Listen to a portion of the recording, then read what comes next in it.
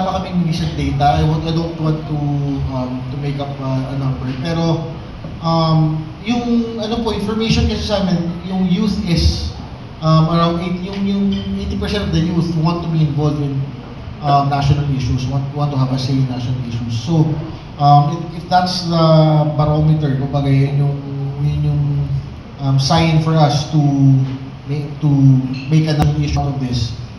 Yun po yung sinusundan namin. So if you want to follow that, we want po, more than the majority of the youth want to have a say on this. Okay, thank you everyone. Thank you, sir. Alright, next question. We have Radio Pilipinas. Kay Asek Legaspi po, balikan ko lang po yung sa activity po natin. When exactly po ba tayo nag-start ng initiative natin na magsagawa ng symposium? And I believe nanggaling po kayo sa Antique kahapon. Pang-ilan na pong university kaya ito sa Western Visayas? And do we have a target or rather another schedule na puntahan dito sa Region 6? We did this already last year. We've been doing, of course, Commodore J has gone back since 2023 sa mga engagements sa campus. Pero kami po, with NYC and PCG and PIA, we've started last year. We kicked it off sa Palawan. It was last September. And we've been to almost 8 provinces already, and counting. In Region 6 po, this is our first time here in the Visayas. We wanted to start in Region 6 in Panay, particularly. Kasi po, as a regional hub, diba, Iloilo and the rest of Panay Island, may access talaga yung iba't ibang probinsya sa Visayas sa inyo.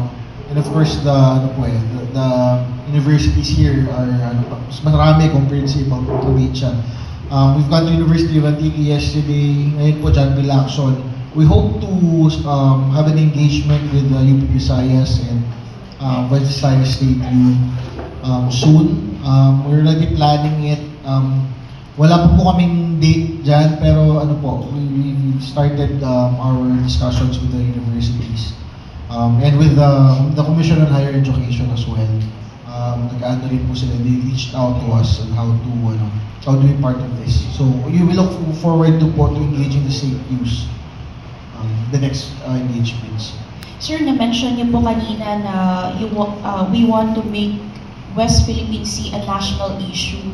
In relation to that po, meron po ba tayong coordination with the Department of Education and the CHED po na i-incorporate yung West Philippine Sea sa curriculum po natin?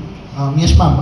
Actually, the National Commission is part of the National Advisory Council to DepEd on a range of issues and policies.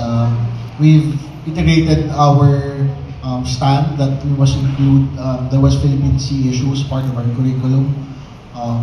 Curricula, maraming subjects po pwedeng masagap nito eh. But recently, sir, ma'am, yung National Security Council has signed a memorandum with the Department of Education this week po, sir. Tama po, this week, it was this week eh. Po yun, that will formalize DepEd's initiative to develop their curriculum on the West Philippine Sea, to include the West Philippine Sea. Thank you po.